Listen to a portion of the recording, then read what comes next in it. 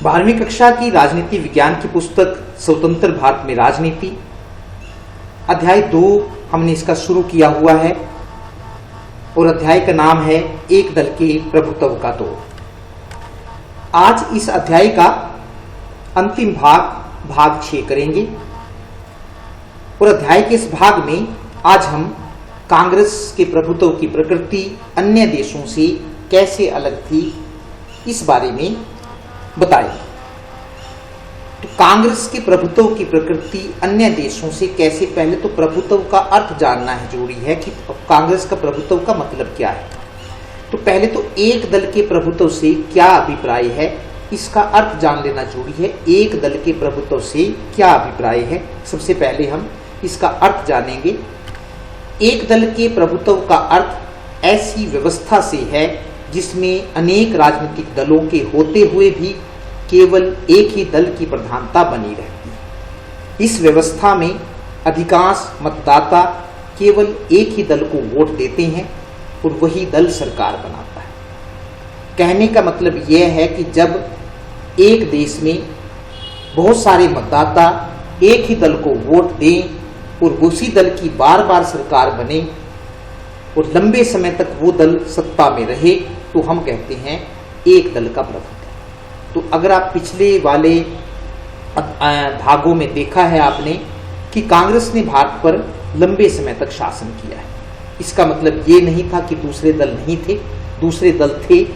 कांग्रेस की प्रधानता के हमने कारण भी बताए कि क्यों लोग कांग्रेस को वोट देते थे। तो इन सभी कारणों से कांग्रेस जो है पहले 3 आम चुनाव में अपनी प्रधानता को बनाकर रखा उसने। तो अब प्रश्न ये पैदा होता है कि कांग्रेस की जो प्रभुत्व था वो दूसरे देशों से कैसे अलग था। तो भारत में लंबे समय तक 1952 से लेकर 1967 तक ये राज्यों में रहा है। अगर हम राज्यों के हिसाब से देखें तो 1952 से केंद्र स्तर पर तो कांग्रेस 1977 तक रही है शासन में। तो भारत में लंबे समय तक 1952 से लेकर 1967 तक एक ही दल का प्रभुत्व रहा है, यानी कि एक ही दल की सरकार बनी है और वो दल था कांग्रेस। लेकिन भारत के अलावा दूसरे देशों में भी एक दल का प्रभुत्व रहा है। ऐसा नहीं है कि भारत में ही एक दल की सरकार बनती थी, दूसरे देश भी हैं जहां पर एक दल की सरकार बनती थी और वो देश हैं चीन, क्यूबा, सीरिया आदि। लेकिन भारत और दूसरे देशों के एक दल के प्रभुत्व में अंतर रहा है। हमारे यहाँ पर एक दल की सरकार के बनने के अलग कारण रहे हैं और दूसरे देशों में एक दल की सरकार लंबे समय तक बनने के अलग कारण रहे हैं। तो वो क्या है? दूसरे देशों में एक दल का प्रभुत्व लोकतंत्र को समाप्त करके स्थापित किया गया है। कैसे?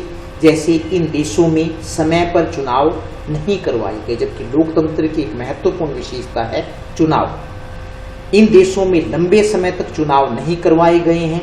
चुनाव में दूसरे राजनीतिक दलों के भाग लेने पर रोक लगाई गई। अब इस बात से आप समझ सकते हैं, जब आप लंबे समय तक चुनाव नहीं करवाएंगे और जब चुनाव करवाएंगे तो दूसरे राजनीतिक दलों को भाग लेने का अवसर नहीं देंगे, तो ऐसी स्थिति में एक ही दल की सरकार बनेगी। लेकिन दूसरी ओर भारत में एक दल का प्रभुत्व लोकतंत्र के अंदर स्थापित हुआ है। जैसे यहाँ समय पर चुनाव करवाए गए हैं, चुनाव में सभी राजनीतिक दलों को भाग लेने का अधिकार दिया गया है।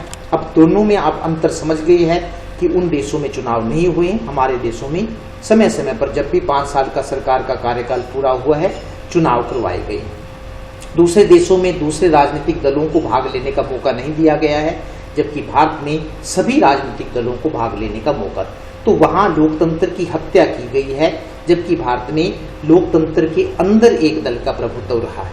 इन सब बातों के होते हुए भी कांग्रेस एक के बाद एक होने वाले चुनाव जीतती चली गई और अपनी सरकार बनाती चली गई। तो हमारे यहाँ पर हम कुल मिलाकर कह सकते हैं कि एक दल का जो प्रभुत्व है वो अन्य देशों के एक दल के प्रभुत्व से अलग प्रकार का रहा है। अगला एक और प्रश्न आता है कि कांग्रेस किन अर्थों में एक सामाजिक और विचारात्मक गठबंधन थी। किन अर्थों में? कई बार कहा जाता है कि कांग्रेस जो थी वो एक सामाजिक गठबंधन थी, कई बार ये भी कहा जाता है कांग्रेस एक विचारात्मक गठबंधन थी। तो ये जान लेना जरूरी है कि किन अर्थों में सामाजिक गठबंधन थी और किन अर्थों में राजनीतिक गठबंधन थी। कांग्रेस की स्थापना 1985 में हुई थी, ये आप सभी भली भांति परिचित हैं। उस समय इसका उद्देश्य जनता और सरकार के बीच एक कड़ी का काम करना था। लेकिन धीरे धीरे इस पार्टी ने एक ऐसे वाहन का रूप धारण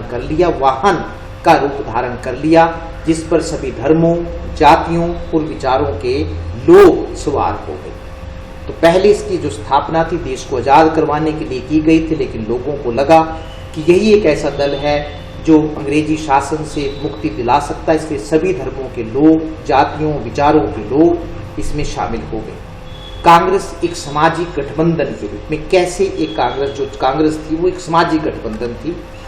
शुरू में कांग्रेस अंग्रेजी पढ़े लिखे, ऊंची जाति वाले और शहरी बुद्धिजीवियों का एक समूह था, जिनका उद्देश्य जनता और सरकार के बीच एक कड़ी का, बहुत थोड़े से लोग इसके साथ जुड़े हुए थे। कौन? अंग्रेजी पढ़े लिखे, ऊंची जाति वाले और शहरी बुद्धिजीवी, सभी की पार्टी में, और जिनका उद्देश्य जनता और सरकार के बीच एक कड़ी का काम करना था। लेकिन बाद में इस पार्टी का सामाजिक आधार बढ़ना शुरू हुआ और इस पार्टी ने जन आंदोलन का रूप धारण कर लिया और यह आम आदमी की पार्टी बनी। तो शुरू में तो थोड़े से लोग जुड़े थे, लेकिन बाद में सभी लोगों की आकांक्षाएं इससे बढ़ गई, इसलिए सभी धर्मों, जातियों के लोग इससे जुड़ गए और यह एक आम आदमी की पार्टी बन गई। इस पार्टी से किसान, उद्योगपति, शहरी, ग्रामीण, मजदूर, निम्न वर्गीय, मध्य वर्गीय, उच्च वर्गीय आदि सभी वर्गों के लोग जुड़ गए। ऐसा कोई समाज का वर्ग नहीं रहा जो कांग्रेस से ना जुड़ा। और इस पार्टी ने एक ऐसे सामाजिक गठबंधन का रूप धारण कर लिया जो भारत की विविधता का प्रतिनिधित्व करता था, जिसमें सभी धर्मों, जातियों और विचारों के लोग शामिल थे। दूसरा हमारे पास है कि कैसे कांग्रेस एक विचारात्मक गठबंधन था। तो कांग्रेस एक विचारात्मक गठबंधन के रूप में, कांग्रेस में विभिन्न विचारधाराओं के लोग शामिल थे। जैसे कांग्रेस में गर्मपंथी, अलग अलग विचारधाराएं होती हैं, उनको अलग अलग नामों से पुकारा जाता है, और ये सभी विचारधाराओं के लोग कांग्रेस में शामिल थे। जैसे गर्मपंथी, नरमपंथी, क्रांतिकारी, शांतिवादी, उदारवादी, दक्षिणपंथी, वामपंथी आदि सभी विचारों के लोग कांग्रेस में शामिल थे।